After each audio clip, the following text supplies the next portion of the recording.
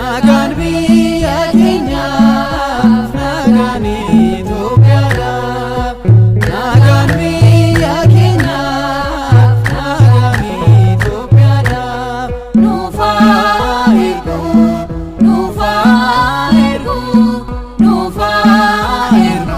Waaqayyo abbaan keenya eeyyee nuuf haa ergu. Nageenyi Waaqayyo bakka jirtanitti isiniif haa baay'atu. Maatii Waaqayyo akkam jirtu nagaa keessanii? Ani nagaa kootii Waaqayyo haa galatu. Akkam jirtu fayyaa keessanii? Egaa Waaqayyo bakka jirtanitti isin haa eegu. Jaalala tokkummaa nageenya isaa arjummaa isaa ifama isaa hunduma keenyaaf haa baay'isuun isiniin jedha. Maatii Waaqayyo kun Sanbee Tiyuubiidha. Ani immoo Akiliiluu yookaan Naatii Mucaa Tawaahidoo jedhama. Kanaafiyyuu warri gara YouTube kanaatti guyyaa har'aa qofa dhuftan baga nagaan dhuftanii ka'ee isin simadheera. Kanaafiyyuu azalatti wantoonni hin dabarre hin jiru. Jireenya keenya faana kan deemu ergaawwan garaagaraa barnoota wangeelaa barsiisota adda addaatiinis kana malee gara fuulduraatti immoo hojiinsaa eegaleeraa keessummaa Abrahaam barsiisota faarfattoota ni dhiyeessinaa keessummaa ni taasisna. Kana malee kan isaan dabarsan qormaata dabarsan rakkoo dabarsan gammachuu mudannoo isaanii nuuf kennu nuti isaan irraa baranna. Kana malee immoo deebii shakkitootaaf ni deebi'a ganaa ni deebi'a. Warroota taaddisoo ta'anii mana amantaa keenya arrabsaa jiran an akka Kaffaaloo Tufaafaa yoo ni beektu yoo ta'e kanaan dura dubbadheen ture Arsiidha. Dubroo Maariyaam irratti taabota irratti baay'ee qalladaa jira baay'ee qoosaa jira. Isaaf deebii ni deebisna. Inni kan dubbate afaan Amaariffaatiif yoo ta'e nuti immoo gara afaan Oromootti hiiknee ni deebisna. Afaan Amaariffaatiinis in erginaaf lafa inni jirutti isiniin jedha. Kana malee immoo wantoota garaagaraa isin ni deebisna. Asirratti pileeylistii jala faarfannaa bakka tokkotti walitti qabame deebii shakkitootaa barumsa walitti qabame seentanii ilaaluu dandeessu. Subscribe godhaa, like godhaa, share godhaan isiniin jedha. Maatii keenya ta'a. Subscribe yeroo gootan immoo mallattoo dawilii yookaan bilbilaa sun olirra kaa'aa isiniin jedha. Nu faana ta'a. Har'a kan qabannee dhufne sagantaan keenya nama yoo taate kana taasisi, nama kan nama jechisiisu isa kanadha. Egaan nama yoo taate yookaan nama ta'uu yoo barbaadde kana taasisi.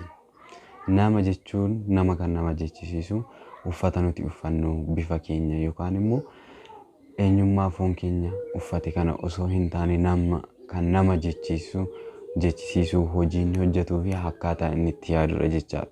Kana yeroo hin jiru immoo namni gosa adda addaatu jira jechaadha. Nama namummaa isaatii yoo jaalanne ati eessaa dhuftee? Ati sanyii eenyuuti? Gosni kee maalidha? Ati sabni kee maalidha? Biyyi kee eessadha? Osoo hin jedhiin nama namummaa isaatii yoo jaalanne nuti namadha jechaadha. Nama kan nu jechisiisu yoo nama isa rakkate yoo gargaarre, isa gadde hojii yoo gaddin, isa gammade hojii yoo gamman, kana malee immoo isa beelee yoo beela baasne, isa dheebote yoo dheebuu baasne, walumaa galatti yoo namaaf nuti nama namaaf jiraatu nama namaaf yaadu yoo taane nuti namadha jechaadha. Kanaaf immoo nama ta'uu yoo barbaanne kana taasisuu qabna jechaadha. Tarii akkas yeroo isiniin jedhu kan isaan beeku jechuu dandeessu. Ani isinii gadi. Haa ta'uti egaa yeroo hundumaa namni amala tokko qabna hundumti keenya. Fakkeenyaaf namni nama hin gargaarre tokko nama jechuu hin danda'amu jechaadha. Maaliif yeroo nama gargaaru kan qabnu irraa osoo hin taane kan Waaqayyo nuu kenne irraa osoo hin taane kan nurraa hafe osoo hin taane kan nuti qabnu yookaan immoo ishuma harka keenya irratti qabnu irraa nama gargaaruu qabna jechaadha. Fakkeenyaaf isa boruu dhiphachuu dhiisuudha. Sababni isaa namni har'a malee boru jiraachuu isaa hin beeku. Eenyudha mee isaatii nu fuuldura jiru kanatti isaatii tokko jiraachuu kan danda'u. Kanaafiyyuu fuulduruma keenya kana kan nu jiraachisu waan hundayyuu kan nu taasisu Waaqayyoodha waan ta'eef Waaqayyo akka gaarummaa isaatti kan nu jiraachisu isadha waan ta'eef boruuf dhiphachuu hin qabnu jechaadha. Har'uma walii gallee tokko taanee wal gargaarree wal utubnee wajjin jiraachuu qabna jechaadha. Egaan akkas jedha Waaqayyo. Mee eenyudhaa dhiphatee taakkuu tokko dheerina isaatti kan dabaluu jedha. Egaa yoo nama taanee rakkinni namaa rakkina keenya ta'a jechaadha. Yoo nama taanee kufaatii namaatti dhiphina namaatti rakkina namaatti hin gammannu jechaadha.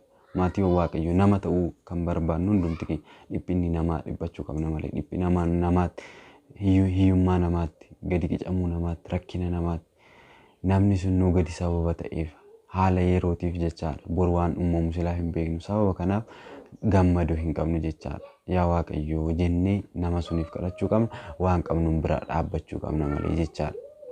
Kanaafiyyuu egaa hunduma keenya biratti yeroo hundumaa kan amala ta'e tokko jira kanan isiniin jedhe maal seetan namni rakkatee yeroo nu bira dhufu maalati harka qabda hojjettee nyaattu miila qabda deemitii hojjedhu barbaaditi nyaadhu. Maatiin Waaqayyoo namni uffata bareedaa isaa uffatu suufii uffatee uffata zannaxaa uffatee dhufe sinaa gaafatu waan qabdan kennaafi. Sababni isaas nuti kan laallu irra keessa qofaadha. Waaqayyo keessa laalaa namni garuu fuula laalaa jedhe macaafa Saamu'eel irratti jecha. Kanaafiyyuu namni kun maaliif akka nu kadhate maatti beekna. Keessa isaa maatti beekna. Wayi kulaalitii qabata, wayi kaanserii qabata, wayi dhibee nuti hin beekne qabata. Haa ta'uti nama kana beekna nu kadhachuu isaa malee keessa isaa hin beeknu. Yoo nama taane kana taasisna jechaadha maatii Waaqayyoo. Nama ta'uuf maaltu nurraa eegama? Nama hunda biratti jaalatamaa ta'uuf fiiguu osoo hin taane hojiidhaan agarsiisnee jaalatamuu qabna jechaadha. Nama ta'uuf yoo barbaanne jechaadha isa kufii kaasne yeroo hunda waliif jiraachuu qabna jechaadha. Maqaa walii balleessuu osoo hin taane isaa gadi qicuuf nuti immoo irra aanuuf fiiguu osoo hin taane hundumti keenya iyyuu walii galtee fi wal qixxummaadhaaf yoo fiigne nuti namadha jechaadha.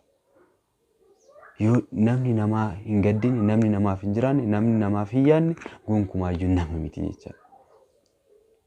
Akkamitti nama taanaa silaa nama taanee uumamne jechuuf kan jettan hin dhabamtan. Nama taanee uumamneerra namni bareera maatii Waaqayyoo. Nama taanee uumamne osoo jirru namummaa keenya daganneerra namni kabajamaadha. Waaqayyo kabajiisa ilaala akka bifaa fi fakkeenya Waaqayyootti uumamne seera uumamaa 1:26 ilaala akka bifaa fi fakkeenya Waaqayyootti. Garuu Waaqayyo kabajee akka bifaa fi fakkeenya isaatiin uumeera. Nuti immoo kabaja kana ofirratti wallaallee sanyiidhaan kutaadhaan wal qoqqoodna amantaadhaan wal qoonne amantii inni tokko amantii keenya irratti ka'a inni tokko biyya keenya irratti ka'a inni tokko dimbara dabarte jedha. Dimbara isa boru dhiisee deemuuf lafa isa boru dhiisee deemuuf qabeenya boru isa dhiisee deemuuf namni egaa namni jiraare namni eenyummaa isaa kabaja isaa wallaalee moo wallaale. Kanaafiyyuu namni nama ta'ee kabajamee dhalatee jiru jireenya addunyaatiif of wallaalee of dabarsee addunyaadhaaf of kennaa jira jechaadha. Amantaa isaa dabarsee kennaa jira. Amantaa isaa seexanaaf kennee jira. Qabeenyaaf birriidhaaf jedhee seexanaaf dabarsee of kennaa jira. Ittiin buluudhaaf jedhee eenyummaa isaa dagatee jira. Har'a quufee buluuf har'a nyaatee quufee buluuf jedhee jireenya isaa isa boruu balleessaa jira. Meeqan keessantu maqaa wal balleessaa jirtu? Meeqan keessattuu wal arrabsaa jirtu? Meeqan keenyatu uffata bareedaa uffannee nama fuulduratti jaalatamaa fi amala qabeessa fakkaanne keessa keenyatti garuu albee baannee namoonni deemnu nama meeqa keenyadha. Kanaafiyyuu maatii Waaqayyoo kanarraa of eeguu qabna jechaadha. Kanaaf yoo nama taane kanarraa of eeguu qabna jechaadha. Namni namummaa isaatiin jaalatamuu qaba. Namni kabajamaa waan ta'eef sababa nama ta'eef sababa kabajamaa ta'eef isa jaalachuu qabna malee ati eessaa dhufte ati maalidha ati sanyiin kee eessadha jenneetti dhiyaachuu hin qabnu jechaadha. Kanaaf maatii Waaqayyoo akkuma isiniin jedhe kana nama ta'uu yoo barbaanne wantoota amma jedhe kana taasisuu qabna jechaadha. Yoos Waaqayyo nu jaalata, yoos Waaqayyo nutti araarama, yoos Waaqayyo nutti deebi'a, yoos Waaqayyo araara isaa nuuf kenna jechaadha. Ta'uu baannaan waan garagaraatiin nu fixa jechaadha. Jaalala jechaan bakka jaalalli gidduu keenya jiraachuu qaba. Maal afaanii wal jaalannee laphee keenyaan albee walitti qarachaa kan jiru hedduu keenya jira. Maatii Waaqayyoo akkas jedha ergaa isaa irratti Yohaannis maal jedha seetana Waaqayyoon nan jaaladha kan jedhu obboleessa isaa garuu kan jibbu inni sobduudha kuttuudha. Sababni isaa anaa fi isin wal argaa jirra. Bifa koo beektu, maqaa koo beektu, waan hunda koo beektu, wajjin nyaanna, wajjin dhugna, wajjin bullu, wajjin oolu. Garuu anaan hin jaalattan. Waaqayyo isa hafuura ta'e, isa qilleensa ta'e, isa bakka hunda jiraatu, isa mootummaa isaa irra jiraatu, isa teessoo isaa kabajamaa irra jiraatu, bifa isaa kan hin beekne, akkasumatti hafuura kan ta'e Waaqayyoon osoo argin sin jaaladhaa qabaa na gadhiisaa yoo jenne kun danda'ama hin danda'amu. Sababni isaas Waaqayyo hafuuradha. Waaqayyo isa mul'anne sin jaaladha kan jenne obboleessa keenya isa mul'atu jibbinee Waaqayyo isa hafuura akkamitti jaalachuu dandeenya? Isa mul'anne akkas jedhee nu gaafata jechaadha Waaqayyo. Kanaafiyyuu jaalalli nu gidduudhaa jiraachuu qaba jechaadha. Akkas ta'e seenaa tokko isinitti hima yeroo hunda kan ajaa'ibu tokko. Nama lamatu jira hiriyyaadha baay'ee wal jaalatu wal jaalanna jedhaniitidha. Obbolaadha akka hiriyyaa jechaadha. Hiriyyoonni kuni akkam seetan yaa Waaqayyoo jedhe. Egaa waliif kadhachuu waliif jiraachuun akkuma jirudha. Kiristaanummaa keessatti yaa Waaqayyoo jedhee kadhannaa kadhate. Hiriyaa isaatiifis ofii isaatiifis kadhate. Yeroo kana Waaqayyoof waan dadhabamu hin jiru yeroo kadhannu silaa nuuf kenna. Isa kadhate suniif tokko kennee hiriyaa isaa suniif immoo lama kenne. Yeroo kana hiriyaan isaa kun inni naaf akkamitti ani kadhadheen anaaf tokko kennee isaaf lama kennaa jedhe. Yaa Waaqayyoo ani siif si kadhadheen ani siin si kadhadheen anaaf tokko kennite akkamitti isaaf lama kennitannaan hiriyaa kee akka mataa keetti jaaladhuudha isaaf kadhadhuudha waan ta'eef kanaaf isaan caalsisuu qabda. Kanaaf ani isaaf jiraachuu kee ibsa. Kanaaf isaaf lama kennee siif tokko kennee jedheen. Yookaan ishii otoo anaaf 5 kennitee otoo si kadhadhee anaaf 5 kennitee isaaf 10 kennitaaree jedheen. Eeyyoo jedheen. Akkas erga ta'e yaa Waaqayyo waan tokkoon si kadhadhaa jedheen. Maalidhaa siin kennaadhe Waaqayyo ilaalaa tonkolii nama. Egaa erga akkas ta'e anaaf tokko kennite yoo yeroo anaaf tokko kennitu yoo obboleessa koo hiriyaa koo kanaaf lama kennite anaaf 5 yoo kennite yoo isaaf 10 kennite anaaf 50 kennite isaaf yoo 100 kennite kootu anaaf ija koo tokkicha naa balleessi jedheen. Ilaala maal ija koo tokko naa balleessi. Yoo ija isaa tokko bade ani hiriyaa isaa meeqa bada lamatu bada jechaadha. Tonkoliin akkanaas jira. Kanaafiyyuu wantoota akkanarraa of eeguu qabna. Afaaniin qofa wal jaalachuus miti. Garaa keenya keessatti waan biraa walii yaaduu hin qabnuun ergaa gootii nama yoo taane kana taasisuu qabna. Dubbisni ittiin dheeressu.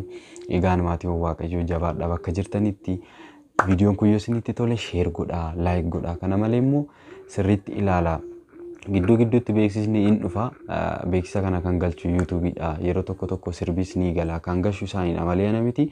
Yoo isin beeksisa kanas yoo beeksisa faana laaltan nuti fayyadamaa taana waan ta'eef beeksisachas yoo nu laaltan yoo eeyyamamaa taatan nu laaltan natti tola. Kana malee subscribe godhaa. Viewuunis xiqqaachaa jira. Yeroo subscribe gootan immoo mallattoo bilbilaa samaddii sun oolii kan jedhu irra tuqaa. Yeroo hundaan ani gadhiisu siin bira gahaa jechaadha.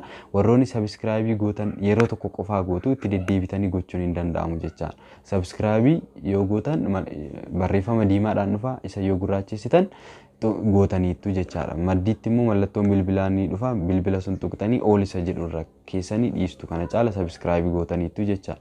Kana malee warri subscribe gootanii mallattoo bilbilaa sana hin tuqne irra deebi'aati mallattoo bilbilaa otoo subscribe isa jedhu hin tuqin mallattoo bilbilaa tuqaati oolii irra kan jedhu kaaha. Viidiyoon ani gadhiisu hunduyyuu yeroodhaan sin bira gaha jechaadha. Olmaan keessa olmaa gaarii sanbata guddaa isiniif haa ta'u. Bormoo kabajaadha keenya qulqulleettii dubroo Maariyaamidha. Tsiyoon Maariyaam jedhama. Guyyaan boru guyyaa kabajamaadha. Yoo fedhaaf eeyyama Waaqayyoo ta'e laayivii isiniin dabarsaa. Konnekshinii Itoophiyaa beektu yoo naaf danda'ame isiniin dabarsaa. Galatooma ulfaadhaa kabajama.